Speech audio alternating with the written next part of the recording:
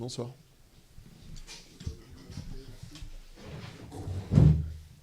Voir, premier quart d'heure, on va dire, on n'était pas vraiment là, notre équipe n'était pas vraiment là, et puis le reste du match, elle a été là et elle a réussi à tout remettre à l'endroit. Bon, on était dans l'avion encore.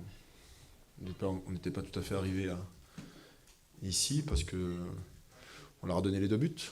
Voilà, sur des pertes de balles et qu'ils ont très bien, avec quoi ils ont très bien fini sur de belles frappes.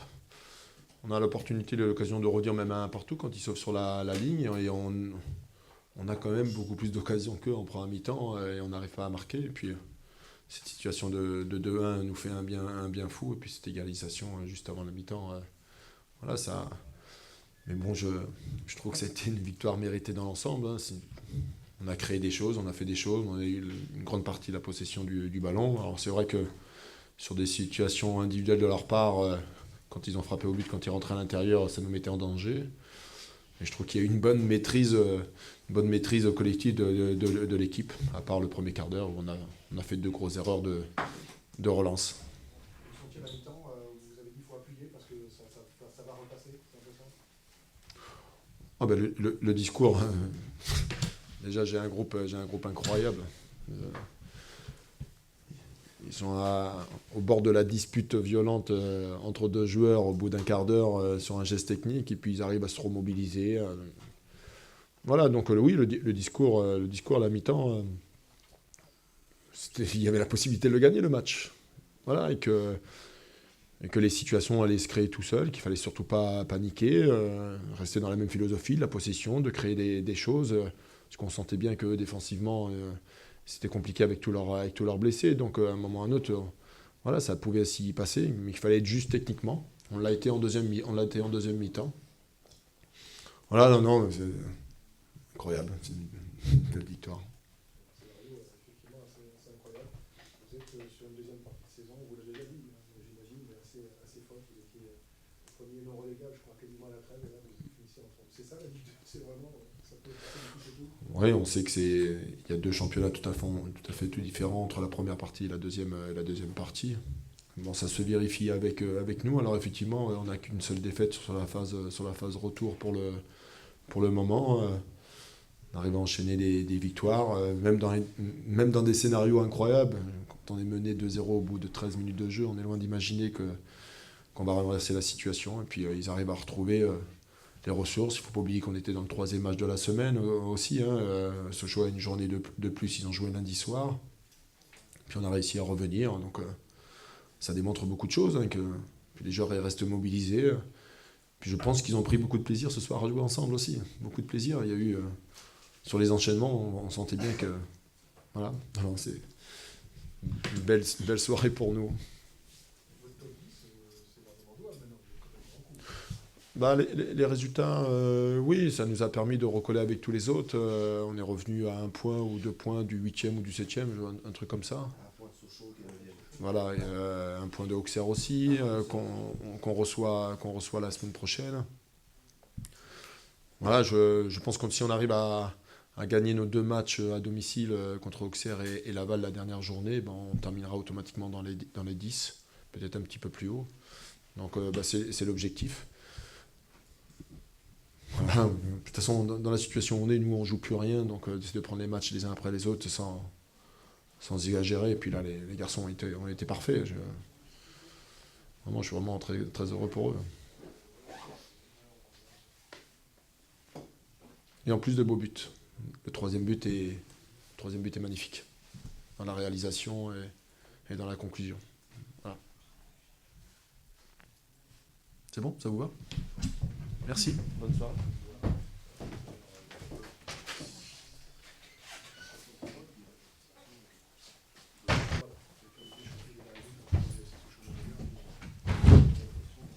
Bonsoir. Avec cette drôle d'impression du choix fini, de vous dire 2-0 un quart d'heure et de faire 3-2, c'est assez incompréhensible sur ce match-là.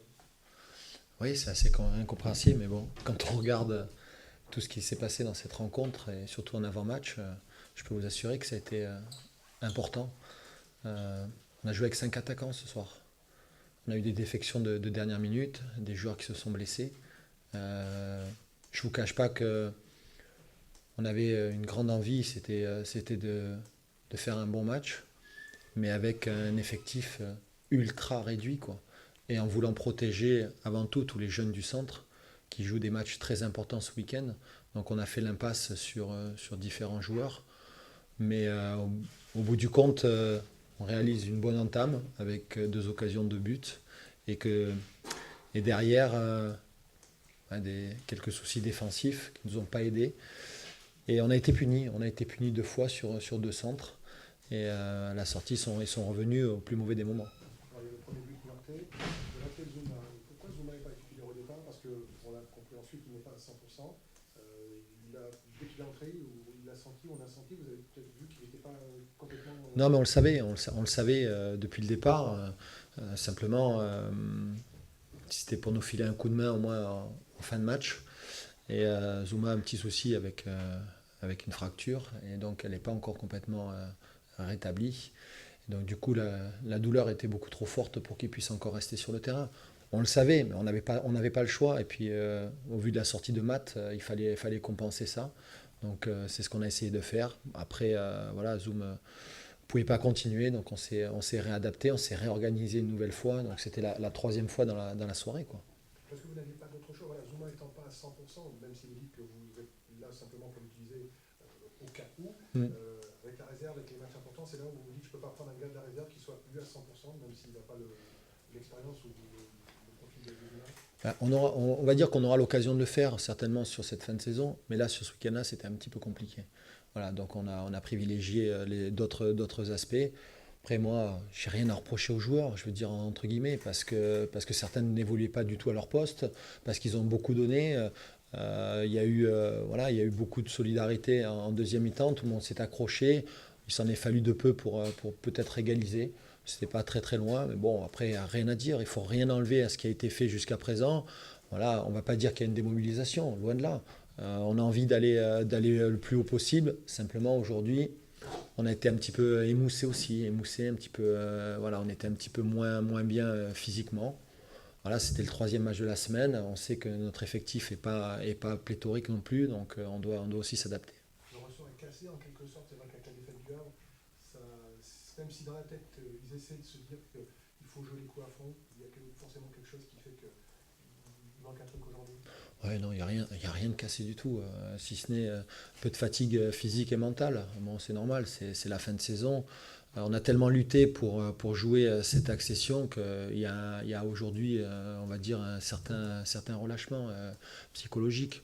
Mais croyez-moi, il reste encore 3 matchs et on va tout faire pour déjouer encore on va dire les pronostics, faire de bons résultats et puis donner la meilleure image possible. On vous a posé la question sur les regrets, et puis quand vous êtes sur le podium à la 22e journée fin janvier, et qu'il y a ce parcours retour quasiment presque juste en dehors de la zone de relégation sur la zone retour, comment on peut expliquer finalement cet effondrement, ces deux moitiés de saison quasiment opposées? Bon, écoutez, on va pas commencer à tirer des bilans à partir de cette 22e journée. Il y a eu des matchs qui n'ont pas été bons, où on n'a pas su élever notre niveau de jeu, notamment à Dijon, notamment à Troyes. Bon, voilà, contre des équipes qui aujourd'hui, une est montée, l'autre peut-être va le faire. Après, on a eu peut-être aussi quelques joueurs qui nous ont manqué à ce moment-là. Donc il faut savoir faire avec et continuer à s'adapter.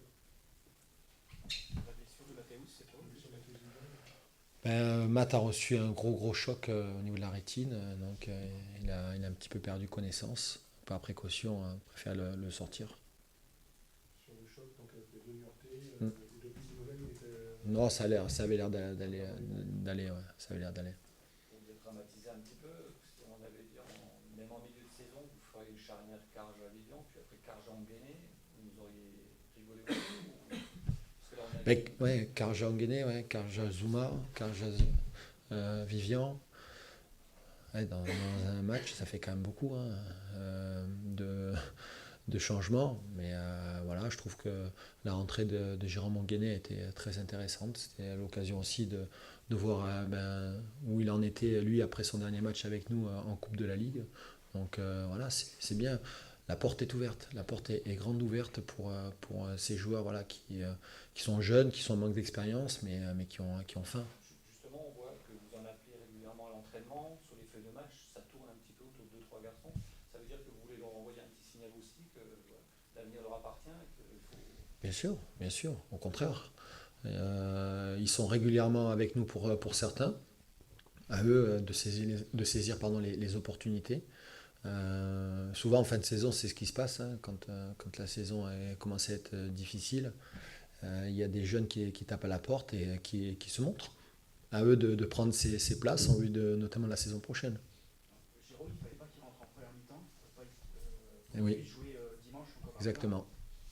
Ça Exactement. fait l'objet d'un débat ou directement vous avez composé avec cette donnée-là? Non, j'avais cette donnée-là en tête. Ouais. J'avais cette donnée-là pour donner tous les moyens nécessaires à Eric et à son équipe pour pouvoir faire quelque chose, on va dire, dimanche. Donc oui, c'est une donnée que j'avais en tête. On a senti Olivier Chafouny, notamment par Ekambi, que certains ont voulu parfois, peut-être c'est le scénario du match qui a voulu ça, sur la deuxième mi-temps, faire les choses très individuellement, vouloir forcer la décision tout seul. Est-ce qu'on en est là aujourd'hui, des fois, de perdre un petit peu le respect du jeu, du temps de jeu? Non, pas spécialement. Après, ils ont envie aussi de montrer des choses. Ils ont été très très déçus de se faire siffler parce que c'est une incompréhension totale de la part du groupe, de la part du vestiaire, de la part du staff. Quand on se rend compte de ce qui a été fait, j'ai l'impression par moment de rêver parce qu'on revient de très loin et beaucoup de personnes ont oublié ce qui s'est passé depuis le début de la saison, ce qu'a vécu le club à tous les niveaux. Aujourd'hui, les joueurs ont beaucoup donné. Bon, c'est vrai qu'il y a une défaite, mais il ne faut certainement pas tout enterrer. Au contraire, il faut essayer de s'appuyer sur ce qui a été bien fait et puis rebondir et préparer déjà la saison suivante. Mais parce que, comme je le disais, fin janvier, vous aviez fait une très belle partie de... Oui. Mais bon, on savait aussi qu'à un moment donné, on aurait un moment de moins bien. On l'a eu. Après, il ne faut pas chercher aussi à savoir exactement le pourquoi du comment. Et quelquefois, il y a des équipes qui ont du mal. Nous, on a eu du mal à ce moment-là. Nancy l'a eu avant. Dijon l'a eu aussi. Bon. Je disais hier, ces enseignements, c'est tellement long, c'est par étapes, et que voilà, il y a des moments charnières qui ont justement peut-être pas réussi à Sochaux cette saison sur la deuxième partie. Oui. Des moments charnières, des étapes, ouais. Comme quoi toutes les équipes, peu importe à quel niveau elles se situent au classement à la trêve, elles peuvent à tout moment ressurgir et finir en haut. Ce type de match vous permet de cibler vos manques pour la saison prochaine? Ouais. Les manques d'un point de vue, on va dire globalement technique, tactique, et puis surtout aussi psychologique et mental. Ça c'est primordial, savoir sur qui on peut compter aussi, ça c'est important. Vous êtes 9e ce soir. Il y aurait le risque de basculer dans une deuxième partie de tableau. Ce serait là, pour le coup, vraiment pas révélateur de toute cette saison. C'est le danger-là qui peut vous guetter sur les 3 derniers matchs. Pas commencer à regarder le classement, on l'a pas regardé, on va dire, globalement depuis le départ. On essaye surtout d'avancer et puis de bien terminer notre saison sur une bonne note. C'est paradoxal parce que l'équipe a été plus forte en réaction la plupart du temps. Et sur les 2 derniers matchs à domicile, il y a un très bon entame. C'est après que les choses se gâtent. Ouais, je pense qu'on a été un petit peu émoussés, je pense. C'est le 3e match de la semaine. Hein. Il y en a, ils sont pas prêts à accumuler, on va dire, un certain nombre de matchs comme ça en fin de saison. Bon, voilà. Puis surtout quand vous êtes dans une dynamique qui est un peu plus compliquée, c'est vrai que le mental a tendance à flancher avant le physique. C'est bon ?